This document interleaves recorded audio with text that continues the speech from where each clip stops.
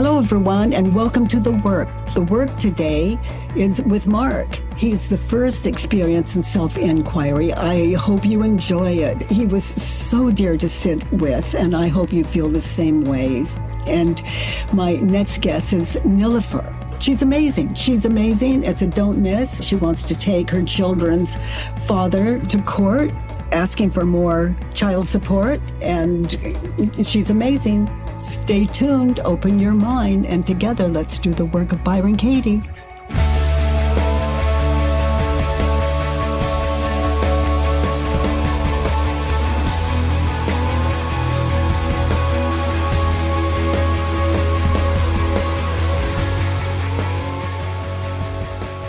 If you hear the words, how valid does this sound? I love you. Does that sound valid? Is that, what are your thoughts? I love you. I love you. Okay. Why? Maybe this will make more sense to you. Why? Because I just can't help it. Why can't I help it? If I believed my thoughts about you, that would cost me the pure awareness of who and what you are. And if I don't love you, what does that say about me? I don't love. I love you, but not him, not her, not them. There's something off with that. There's something. Oh, I know. It's what I'm thinking and believing about him and her and them. That's what's off. It can never be them or another human being, no matter what they're at, no matter what they say or do. It is what, I'll put it here, what I am thinking and believing about them that is costing me that, the connection of understanding. That's on me. That's on me. What do I mean by that's on me? Oh, I know. What am I thinking and believing about them? I move those thoughts from my head to paper and I question them and I turn around and I meet. What do I meet? Wow. Well, that person lied to me. I question that. Even though it's true, I question it. That's an open mind, and I question it with an open mind. But it's true, he did lie. I'm not going to make silliness out of this. I'm not going to go into... He lied to me. We all saw it. We all heard it, okay? How do I react when I believe the thought? Feel it? Separation, at best. High blood pressure, what's going on. So I move my thoughts about that person, like he lied to me, and I move it from my head to paper, and I question it. And what keeps me busy after that is who have I lied to?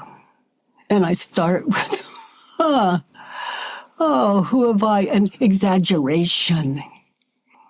Is that lying? Leaving the wrong impression? But I get away with it. I'm not.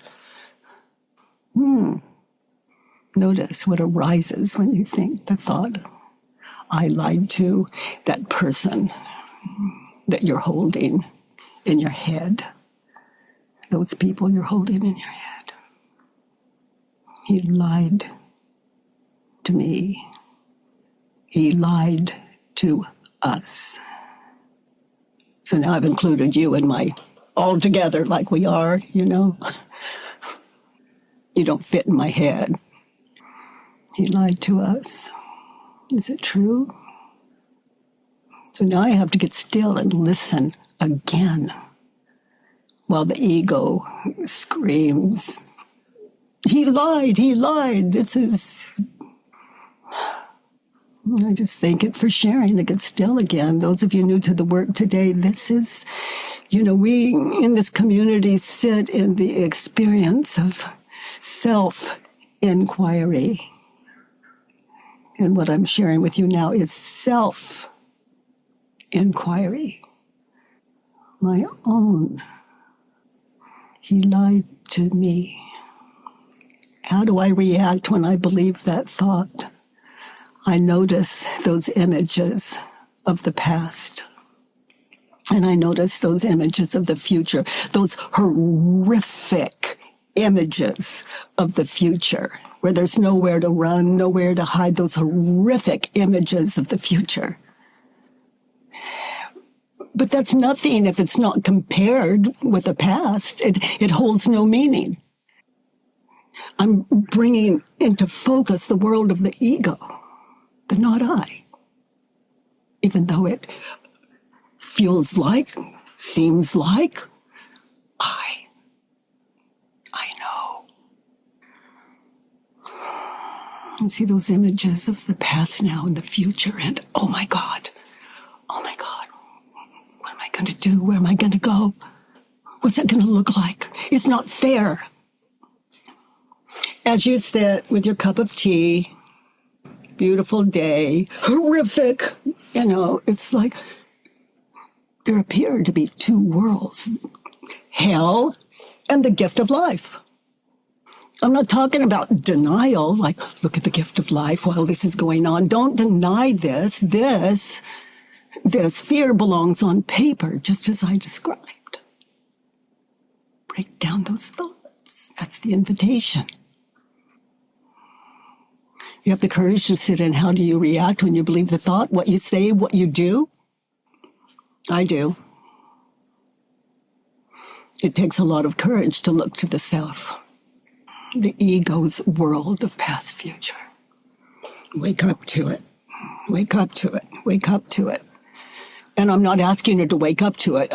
I'm talking about me, and I just wake up to the difference of what is real and what is imagined. What is imagined is the ego's world. And as close as we can get to life, the gift of life, the I lived free, is to be here now. Notice, who am I without the thought? He lied to me. Just now. He lied to me, or they lied to me. We'll say, I lied to them. Where is it that I've lied to them? And I'm talking about something horrific. No, I lied to them. And as I sit in that, my children, my friends, not right, not wrong, it's just the ego's world. The cause of all fear. And who would I be without the thought? Oh, holy moly, present. In other words, back from the apparent future, back from the apparent past, born into the gift of life. Years ago, one of the exercises I would do in the School for the Work is, there's a bomb coming. It's coming, and the radio's on, the television's on, and my family's going nuts, and we've all heard the news, and now we can see it, and it's really happening, and everyone's terrified. And why? Nothing's happened other than the bomb is coming. But what is reality? I'm okay. I'm not saying the bomb isn't going to hit. But what about life until it does? Even a nanosecond. Are you awake or asleep? The absence of fear. The absence of fear, what is that? Sanity. Just simple, humdrum, gift of life, sane. God, I hate this world. There are bombs in the world. Whoa, that was a good one. How can I be with you when I'm being dreamed and asleep to the dream? Yeah, but it's really coming. It's really good one. Where's my proof? Oh, take it out of your head. Try that. Not likely. But it's so real. We better prepare. Nothing wrong with that. It's just chop wood, carry water. Feed your family. Go to work. And if you've lost your jobs, There's plenty of work. Pull the weeds, mop the floor, or not. Just sit there, egoed. There is a way out of hell, and it's nothing more than, whoops, that was a good one. What is there to fear in this moment? Just right here, right now. Right here, right now is where I'm sane enough to chop wood, carry water, to do what I can. But if the bomb is like 3 minutes away, I've got time. I've got time to enjoy life. The bomb is coming, turned around, the bomb is coming. So we've turned it around after the 4 questions. The bomb is coming. The bomb hits. Where's the problem? Or a bomb just blew off your arm. Where's the problem? Where's the problem? There's no way I would speak disrespectfully for something that is that horrific. That's a horrific experience for the mentally ill. You know, if even with that, if you have self-inquiry alive in you, you can see, you know, if there's something you can use as a tourniquet as you're calling for help. Awake, awake, awake. Awakeness isn't just freedom, it's freedom. Not from some fear, just to have a good freedom beyond what I could possibly describe. What does freedom look like? How can I help? But if I'm in terror, I'm not a great teacher. I teach my children, be afraid, hide, duck, whereas I can just direct them, appreciate life as we do what we can in the next 3 minutes. It matters. It's life as we understand it to be. Mark. Hi, Katie. Hi, honey. I have 2 little questions. First one, I was on here a few months ago with a worksheet about having learned my partner cheated. Mm-hmm. And you were some things that you said, you know, really stuck with me, especially when you said, how can I know they cheated? They have no proof. I have no proof. I didn't watch it. So it really is just all in my mind, this idea or the memory that's literally created when I hear the story. And as we near the end of that process with you, you asked me, or you pointed out that I was doing the work with the intention of staying with her. And so I've been cooking on that for several months, and there's like a turning point where basically just because of signing leases, I need to know if I'm staying with her or not. And I wonder now, I do want to do the work with the intention of getting clear about, do I want to live with her for the next year or not? And I just wonder what you would recommend about that. Oh, gosh. My recommendation, you know, I'm just guessing it's not what you're looking for. Okay. My recommendation isn't something, whatever that might be, isn't something you've already considered. I mean, look at all the recommendations you've given yourself. I should stay, I should go, I should stay, I should go. So you need to know if you're staying with her or not because of that 1-year lease that's coming up. Is it true that you need to know if you're staying with her or not before you sign that lease? No, I'm just in a cloud of confusion. Okay, so drop the cloud of confusion and just, you need to know. And needs are always about happiness. Mm-hmm.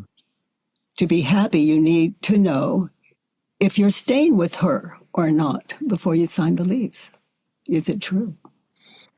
Hmm. Can you really know that it's true? So now we've opened it up. Mm-hmm. And I would say no, it doesn't matter. Signing a lease has nothing to do with staying in a partnership with her. So notice. Can you afford the lease without her? I can afford other leases without her. Yes. Okay. So you need to know if you're going to stay with her or not before you sign that 1-year lease. We're talking about a lease. We're not talking about your life forever. We're talking about the lease. Mm-hmm. You can afford it. Mm-hmm. So just be with that. Is it true that you need to know if you're staying with her before you sign the lease or not? No. I can sign any lease and then things can play out with her later. Yes. And how do you treat her when you think the thought you need to know if you can sign the lease, that 1-year lease? You need to know she's staying or going. I'm frustrated that she's not sure either because I look to her for certainty on our partnership. So drop the because and continue to answer the question, how do you react without justifying it? Because it's justification. The question is, how do you treat her when you think the thought? I get frustrated with her. So now, sweetie, close your eyes and look at the way you are with her in silence. And you'll see the answer, how you treat her when you think the thought. What do you say and do when you're thinking the thought, I need her. I need to know if I'm staying with her before I sign this 1-year lease. And don't speak, just look. Look at your relationship when you're believing that. And now look, as you're sitting in that, notice the partner she's living with. That is you. And as you're witnessing all of that, get in touch with the emotional in those situations that are in your head as you sit in this situation where you need to know if you're staying with her before you sign the lease. Continue to keep your eyes closed. Now notice, as you're living with her, who would you be without the thought, I need to know if I'm staying with her or not before I sign the lease?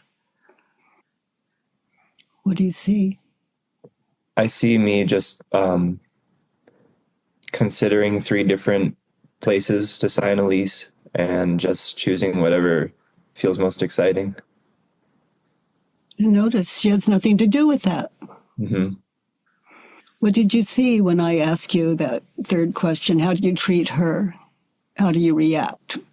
How do you treat her? What do you say? What do you do? What is that like? What is your attitude? I act grumpy. I act whiny. I blame her for a supposedly bad situation. Mm-hmm. Did you see clearly who she's living with? Mm-hmm. Mm. And look at who you are without that thought that has nothing to do with her anyway. Feels confident. I don't know where I want to live yet, but I know I feel free to choose. Yeah, and look at your relationship with her, how it shifts when you understand you're the one with the problem here. You're the Mm-hmm. Yeah. I don't feel grumpy toward her. I feel calm and present with her. What's it like living with her in that situation you're describing without the thought? you need to know, involve her before you know whether to stay or sign the lease. Living with her would feel, Stay present in the it situation. feels simple. It feels sweeter. There's a possibility we'll live separately. And so the details of living together now feel more fleeting. And there's this sense of I want to value every moment that we're still living together. Now notice the difference in how she might see you. I mean, that's not who she's been living with. Mm-hmm. Yeah. You know, I'd like to love without condition a person before I leave them. Because if I go to the next apartment and the next girlfriend, I'm stuck with me, they're stuck with me. Anytime I think they're involved in some decision that is mine alone, I need to know if I'm staying with her before I sign the lease. Turned around to be happy, I don't need to. To be happy, I don't need to know if we're staying together before I sign a lease. Yeah. You're free. Did she set you free or did you just set you free? I did. Yeah. You know, it's like if that person would just blah, blah, blah, blah, blah, blah, blah, then I'd be happy to, you know, you're the one. You're the only one that can set you free. The other person could give you the answer and you'd go on, but still dependent. You're taking that with you to the next partner or the next relationship and dependent. And sweetie, again, you just set you free. Mm-hmm. That's the best kind of partner you can be in a relationship. You saw that yourself when you sat and meditated in who you are without the thought that you need that from her. Yeah. Saw her innocence. And I hope you saw your innocence as well, because, you know, that's the life of a believer. You're stuck. Mm-hmm. And it can never be about another person. And, oh, is that freeing? If I've got a problem, I look to myself. And that allows me to pose any question or problem I might have with my partner and respect their answer without going to war because I'm asleep and dependent. Mm-hmm. And that's my secret I'm holding back, not only to that other human being, but to myself. You're deluded. If you're suffering, I love, Mark, that you have this work, sweetie. And it's so nice to see you again and that you're still just doing your work. Thank you, Katie. You're welcome. Thank you. And I want to just one quick general question. When I'm driving, I drive about 2 or 3 hours a day, and often I become just tied up in my mind. And I wonder, how can I do the work on the fly if it's getting in the way of even just safe driving? Yeah. Just notice. You know, a thought may come like, there's too much traffic. Mm-hmm. And you might just notice, is it true? As you're stuck in traffic, late, too much traffic. In other words, you're doing the work in real time in the present, so it's not distracting you like in the apartment with her as you're driving your car. Because we have a lot of issues around traffic and being late. And it's not fair that I have to drive this far. Just all kinds of things that come up. And it keeps you alert and present and giving you a better drive. Don't expect it to, but just notice it may give you a better drive the next day. Mm-hmm. If it doesn't in that situation as you're driving. Because I can't be writing the worksheet while I'm driving, but I could zero in on one belief and just start with that first question. Oh, sure. Just one belief. Uh-huh. Mm-hmm. Just like we did with this one. Mm-hmm. And then, the whole thing, the wrap, W-R-A-P, the wrap is on the Judge Your Neighbor worksheet. There's nothing missing there. When I put that together, it was how the ego gives the illusion of identity. Thank you, precious. Thank you for giving me this work. Mm-hmm. And did you thank you for giving you this work? Mm. Oh, sweetie, don't leave you out. Because I couldn't give you what you just got. I just anchored you in the questions. Mm. You're the one. Christian, you have a question? Hey, Katie. Yes. Hi. Very much.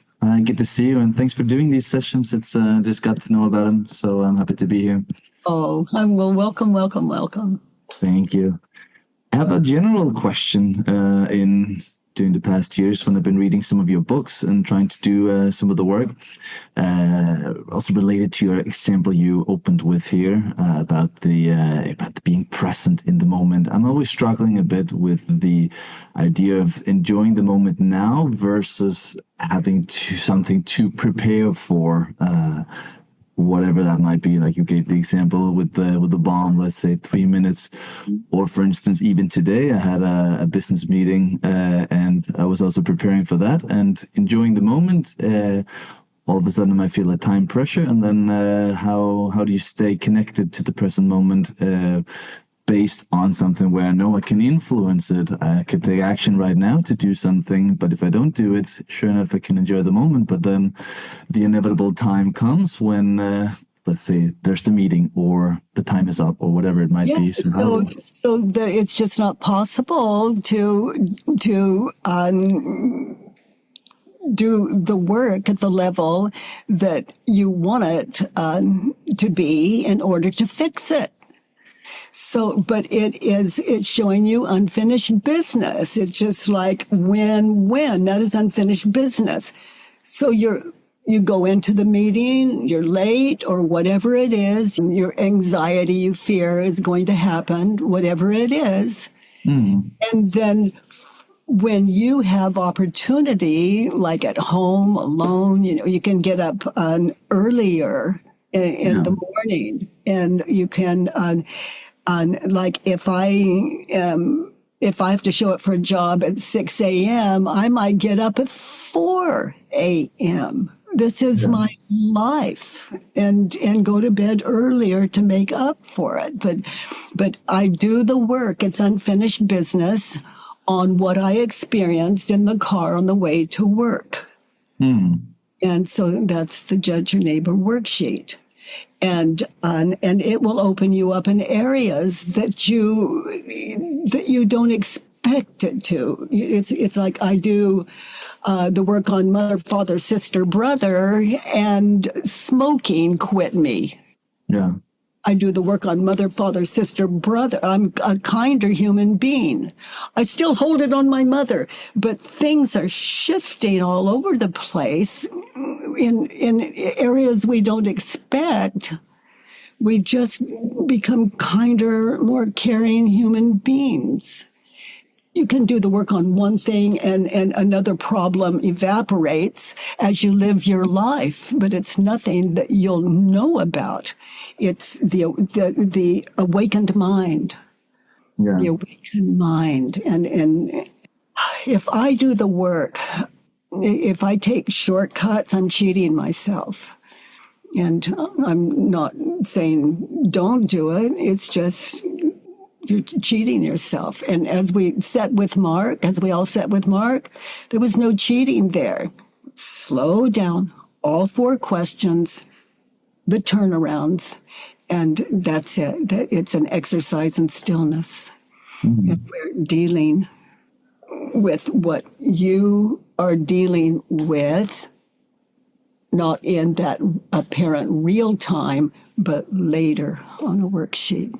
Yeah. So then you could say you could do the inquiry, the work based on why might I feel stressed? What could be the underlying reasons for that? Is that because I believe I need to have prepared to a certain level, or? Oh, no, I just say I'm stressed. In that situation, I was stressed. Yeah. Is it true? And then you just go back to, let's say you're driving your car. You just go back to that moment, meditate in that moment. I'm stressed. Is it true? And it will give you the answer if your mind is open to it. It will be an honest yes or an honest no. And they're both equally, we're just looking for what's true. One, a yes or no, one is not more powerful than the other. We're just... Yeah. And then notice in that situation, then how you react when you believe the thought, those images of the future where what is going to happen at work is running in your head, And then who would you be without it in that situation? And that's not wishing it away. It's just, for example, driving your car, going to that situation, who would you be without it? And all of a sudden you can see the traffic you saw then that you didn't see. You can maybe smell the air that you were aware of, that you couldn't smell, but you did. It's just this reality, and the ego, how it takes the space, is the point. Let's say with Mark, that's why he believed the thought, the ego offers it up. And in Earth School, we can question it and be in the world, but not be in the world. You see this cup I'm holding? Yeah. Okay, you saw the cup. Is it true? Yes. You saw the cup. Can you absolutely know that it's true? You saw the cup? And it's not a trick question. It's just like saying, consider again. Did you see the cup? You saw the cup. Yeah. Can you really know that it's true? You saw the cup? And those of you new to the work today, don't lie to yourself. Don't make nice. Don't think you know the answer. This is an exercise in stillness. It's for the inquiring mind. You saw the cup. Are you sure you saw the cup? That I held up the cup and you saw it? Now notice how I'll leave you with that one. Notice how you react when you believe the thought. What happens? Notice now the images of past and future when you think the thought that you saw the cup. What does the image of the past look like when you think the thought, I saw the cup? Yeah, to me, it's certainty that it was there, something I saw, witnessed with my own eyes. So it's okay. So how do you react when you think the thought, I saw the cup? The ego offers up an image of the cup. So is that a cup or is that imagination? Yeah, good question. With an easy answer, is that a cup in your head or is that imagination? Yeah, that's imagination now. Yeah, because this is not a trick question. And notice, who would you be right here, right now, without that image, without the thought, you saw the cup. In other words, without that image, it's not a cup. Without that false I running, you're awake. It's not a cup. That's imagination. Now feel the chair you're sitting on and look around at the ceiling, the walls, the clothes you're wearing. Notice, are you okay? Mm-hmm. I saw the cup, turned around, I didn't see the cup. So notice what you see as life, the cup, is either remembered or anticipated. And that's pure ego, not right or wrong. To my experience, the ego is the gift of life, equally to presence, the gift of life. It's living life awake. That cup is a dream, unless you can prove otherwise. Mm. So that is the work in a nutshell. So when you're filling in a Judge Your Neighbor worksheet, we're anchored in a situation, a cup, a situation where maybe someone hit you when you were little, like on the school ground or something, whatever it is. So your mother said no, and you were just so hurt. I mean, whatever it is that comes to mind, it's a cup. So you move that on the Judge Your Neighbor worksheet, and there are 6 questions there. They're complete.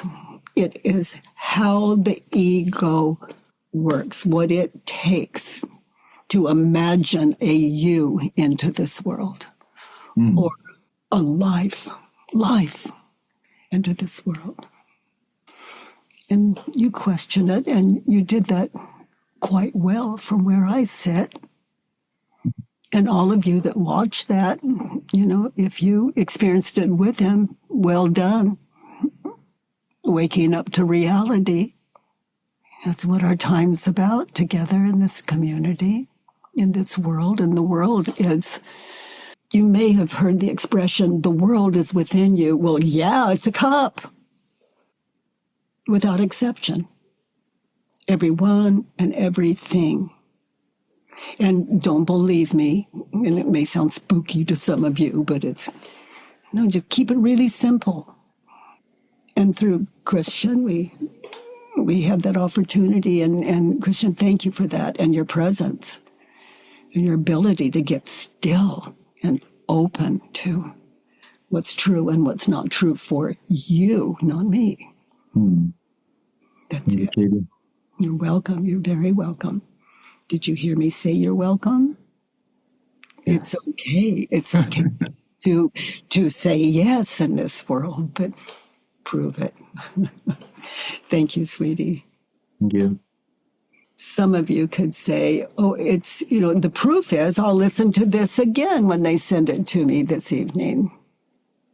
And I would question that. Repetition is not, there's just the cup. The cup. The cup. No matter what the image is, just using the word cup is a symbol. Nilofer, you have a worksheet, honey? Yes. Hi, I do. Hi. Thanks for talking to me. It's such a privilege. So, honey, what is the situation? What did you fill in for number 1? Yeah. So I'll give you one sentence on the situation is, I want to seek more child support from my children's father, but I'm afraid to do so. And so I would say that the answer, the sentence is, I'm in fear and angry with their father because he has essentially given up his children and takes no accountability or responsibility for them. Okay. So you want more child support from their father, and you're afraid to ask him? I would have to go through the legal system, and I'm afraid of just the financial impact and the stress around it because it happened before. Yeah. And they turned you down? No, they got it. I just, it was a 1.5 year drawn out process. And then he took a lesser paying job. So I'm also afraid that it would push him to quit and I would lose what I do get.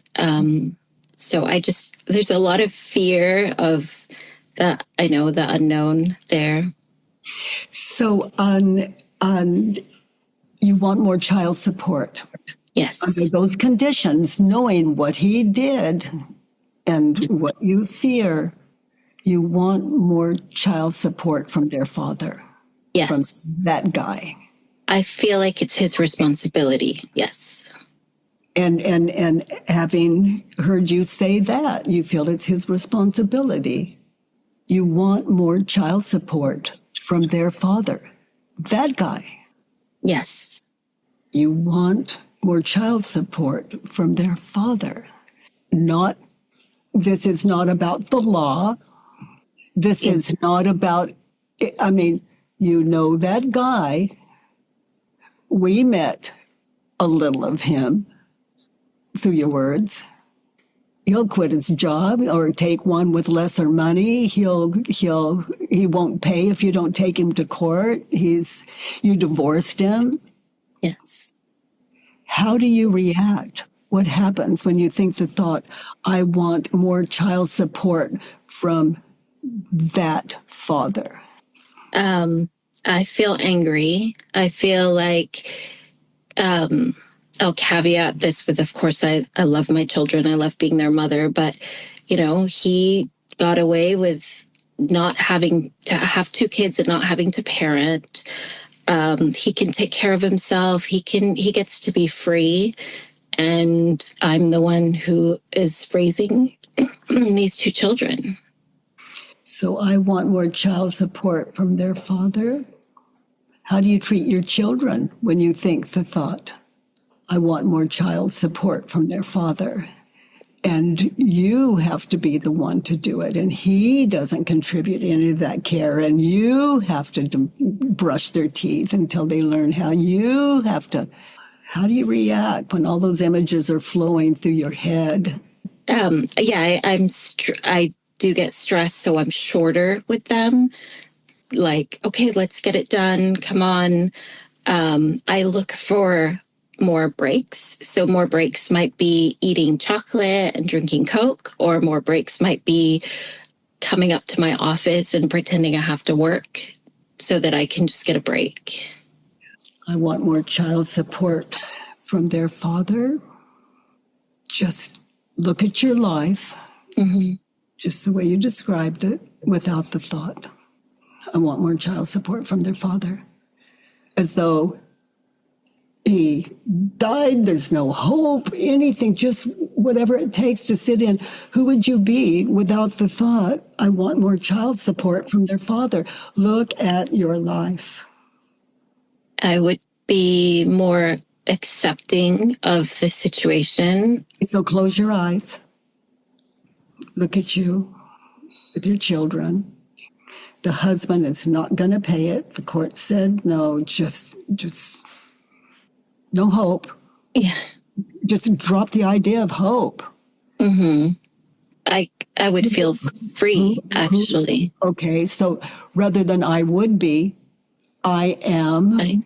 Be there now. Who are you in your everyday life with your children without the thought, I want more child support from their father?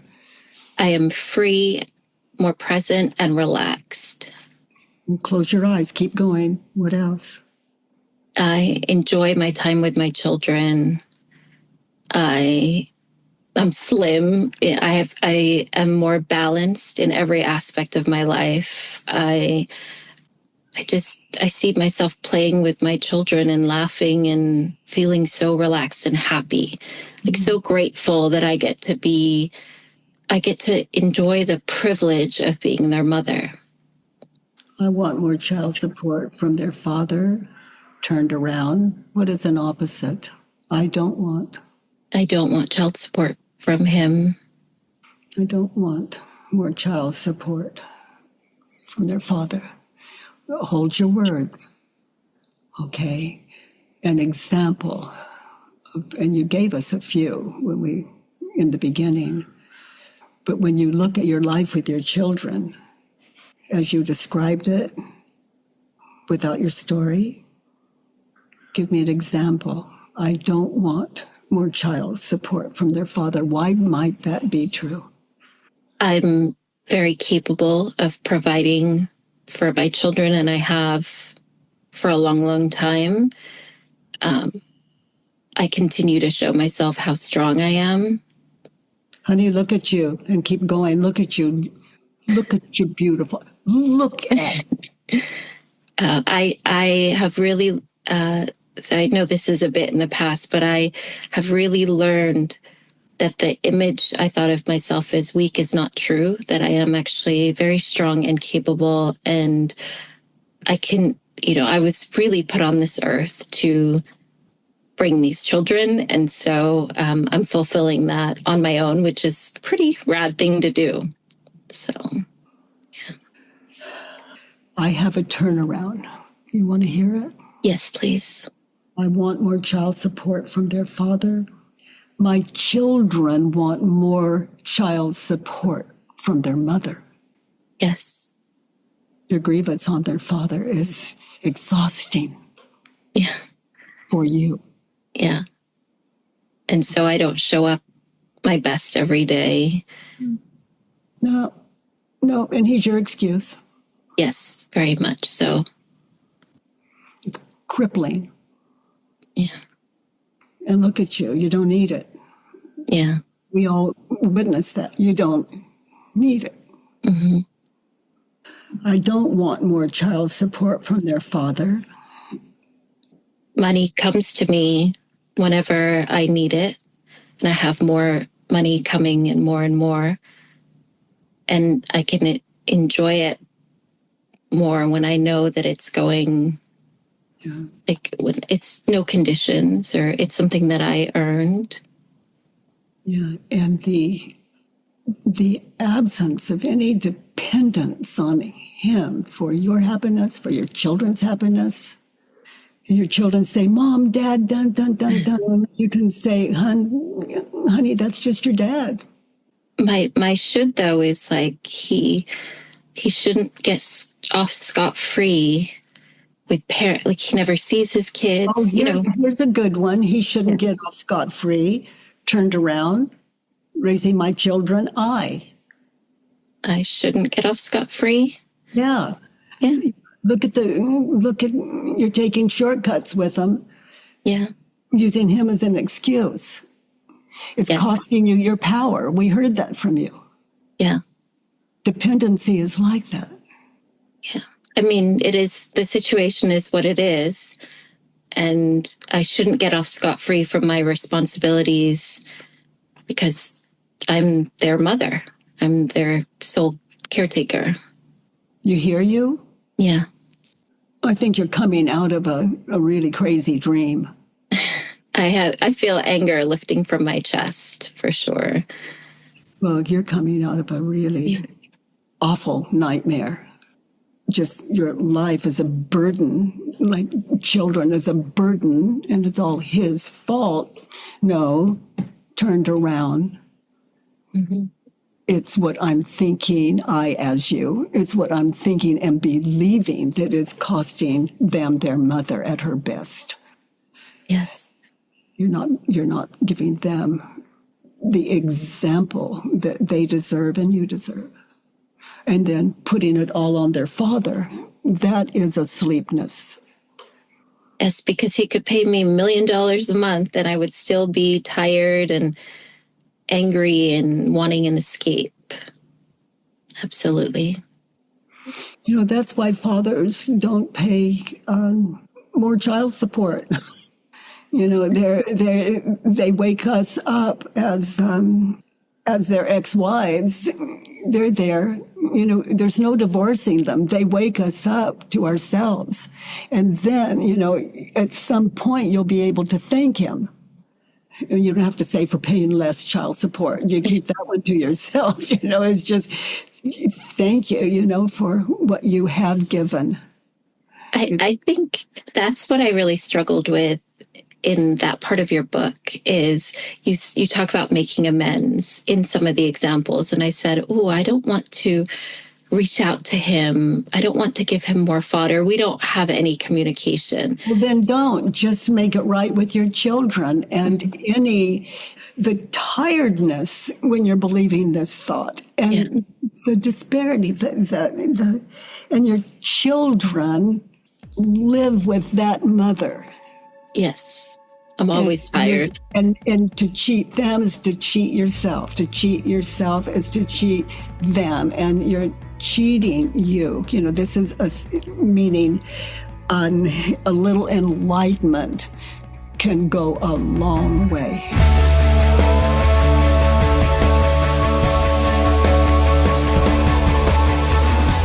By the way, everyone, if you enjoyed this podcast, please give us a 5-star rating and review on iTunes.